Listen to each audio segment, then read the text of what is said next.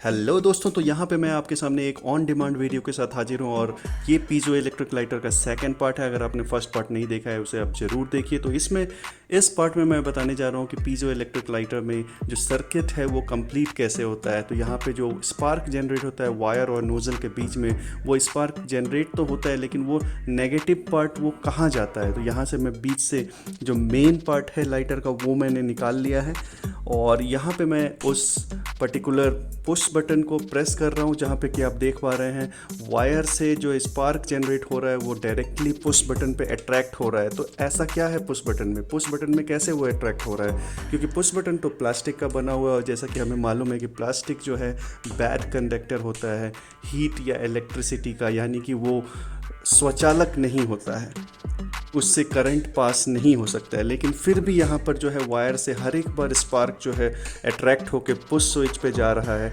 यहाँ तक कि मैं अगर उसके बीच में एक पतला सा प्लास्टिक को रख भी दे रहा हूँ फिर भी वो स्पार्क जो है इतना पावरफुल है, वो स्पार्क क्रिएट हो रहा है और वो अपने सर्किट कंप्लीट कर रहा है। बट इसके अंदर है क्या ऐसा जो इसमें ये अट्रैक्ट हो जा रहा है, क्योंकि ये तो प्लास्टिक का बना हुआ है। तो अब हम इस पार्ट को अच्छी तरह से देखते हैं कि क्यों यहाँ पे ये जो है स्पार्क वायर से पुश बटन पे जंप कर रहा है। तो यहाँ पे लाइटर का मैंने एक इमेज लिया है। अब इस पे से मैं फिर से इस मेन पार्ट को निकालता हूँ और यहाँ से इस मेटेलिक लीवर को हटा देते हैं और इसको हम टीयर डाउन करते हैं। तो पहले तो मैं इसका पुश बटन बाहर निकाल लिया हूँ। अब इस पुश बटन के अंदर जो चीज़ है उसको बाहर निकालते हैं। तो इस पुश बटन और मेन यूनिट के अंदर एक स्प्रिंग लगा हुआ होता है, दो स्प्रिंग, एक मेन यूनिट के अंदर और एक पुश बटन के अंदर। और पुश बटन के साथ जो स्प्रिंग है उसमें एक हैमर अटैच होता है। तो ये हैमर जो है स्ट्राइक करता है जिससे कि पीजो पे वो हिट करके एक पर्टिकुलर फोर्स जनरेट करता है इलेक्ट्रिसिटी जनरेट के लिए। अब यहाँ पे मेन यूनिट आप देख पा रहे हैं, यहाँ पे जो है पीजो क्रिस्टल नीचे में रहता है एकदम छोटा सा और वायर जो है वो कनेक्टेड रहता है बॉटम से। तो पीजो क्रिस्टल का एक एंड जो है वायर से कनेक्टेड है। अब हम स्प्रिंग को वापस से उसकी जगह पे रखते हैं और फिर से इसे असेंबल करते हैं इसको ऊपर में। तो अब हम इसे एक्शन में देखेंगे। अगर यूज़र जो है, यहाँ पे आप देख सकते हैं वेल लेबल डायग्राम है जिसको भी जो कहते हैं, वहाँ पे मैंने अच्छे से लेबल कर दिया है। आप पॉज करके इसे देख सकते हैं। तो अब हम इसे देखेंगे एक्शन में कि कैसे यहाँ पे इलेक्ट्रॉन फ्लो होता है और कैसे ये काम करता है इंटरनली। तो यहाँ पे आप देख पा रहे हैं जैसे ही यूज़र ने प्रेस किया तो नीचे वाला स्प्रिंग कॉन्ट्रैक्ट हुआ, ऊपर वाला स्प्रिंग ऊपर की तरफ कॉन्ट्रैक्ट हुआ और एक टाइम पे यहाँ पे एंड में आके जो ऊपर वाला स्प्रिंग है वो रिलीज़ हो जाता है सडनली और पीजो पे जाके हिट करता है, जिसके कारण कि एक इलेक्ट्रिसिटी जनरेट होता है जैसा कि आपको पता है। तो स्प्रिंग जो है काफ़ी सारा पोटेंशियल एनर्जी स्टोर किए होता है जो कि काइनेटिक एनर्जी में बदलता है और फिर वो अराउंड 0.1 न्यूटन से 0.5 न्यूटन तक का फोर्स लगाता है, जो कि लगभग उसी के बराबर है जैसे कि आप उंगली से किसी एप्पल को दाब के देखते हैं कि वो गला हुआ है या फ्रेश है। तो जैसे ही वो स्पार्क क्रिएट होता है तो वहाँ इलेक्ट्रिसिटी जनरेट होती है और इलेक्ट्रॉन जो है फिर फ्लो करना स्टार्ट हो जाता है। नीचे से इलेक्ट्रॉन ऊपर तक जाता है, स्पार्क जनरेट होता है और वो स्प्रिंग के थ्रू फिर से वो पीजो के दूसरे वाले भाग पे आता है और इसी तरह से सर्किट कंप्लीट हो जाता है। तो दोस्तों यहाँ पे करीब 800 से 1000 वोल्ट जनरेट हो रहा है, जिसके कारण कि ये आर्क बीच में जनरेट हो जा रहा है, क्योंकि यहाँ पे बहुत हायर पोटेंशियल डिफरेंस है जो कि मैंने मेज़र भी किया था मल्टीमीटर में। वो करीब 800 से 1000 के बीच में वेरी करता है और ये बहुत क्षण भर के लिए जनरेट होता है। तो अब चलिए इसको फिर से रीअसेंबल कर देते हैं मेन यूनिट में।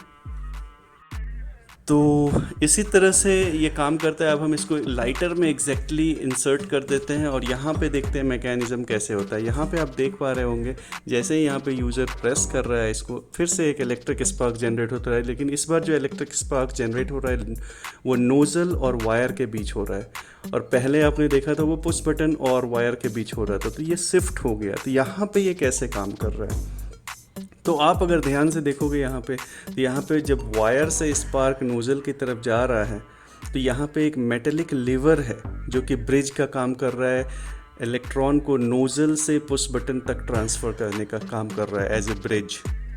तो यहाँ पे इलेक्ट्रॉन का फ़्लो कुछ इस तरह से है। ये इलेक्ट्रॉन यहाँ तक पहुँचा नोज़ल तक, उसके बाद ये मेटेलिक लीवर के सहायता से पुश बटन के थ्रू, स्प्रिंग के थ्रू पीजो के दूसरे एंड पे पहुँच के वायर के पास फिर चला जाता है। मीन्स इसी तरह से यहाँ पे सर्किट कंप्लीट होता है। तो यहाँ पे आपको स्लो मोशन में दिखाने की कोशिश कर रहा हूँ। यहाँ पे आप देख पा रहे हो कि जो स्पार्क जनरेट हो रहा है वो नोज़ल और इलेक्ट्रिक वायर के बीच में जनरेट हो रहा है। और मेटेलिक लीवर का यहाँ दो काम है।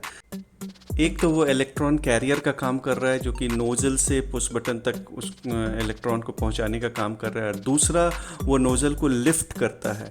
जैसा कि आप वीडियो में देख रहे हैं, ये नोज़ल हर बार लिफ्ट होता है। जैसे ही स्पार्क जनरेट होता है उसके ठीक पहले नोज़ल लिफ्ट होता है जिससे कि गैस रिलीज होता है, तब स्पार्क जनरेट होता है और तब जाके फ्लेम यहाँ पे जनरेट होता है, यानी कि आग पकड़ लेता है उस गैस में जो वो रिलीज़ करता है। तो दोस्तों लाइटर में इसी तरह से सर्किट कंप्लीशन होता है। आई होप ये आपको अच्छी तरीके से समझ में आ गया होगा।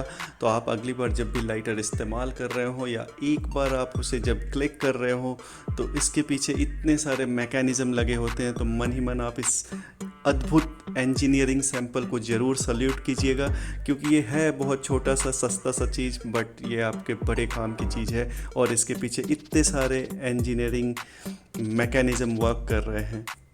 और दोस्तों ये छोटा सा डिवाइस अद्भुत नमूना है 3 टाइप्स के इंजीनियरिंग का, जो कि है electrical, mechanical and chemical engineering. और दोस्तों यहाँ पे मैंने कुछ स्लो मोशन वीडियोस लिए हैं। यहाँ पे आप क्लियरली इसके स्पार्क को देख सकते हो।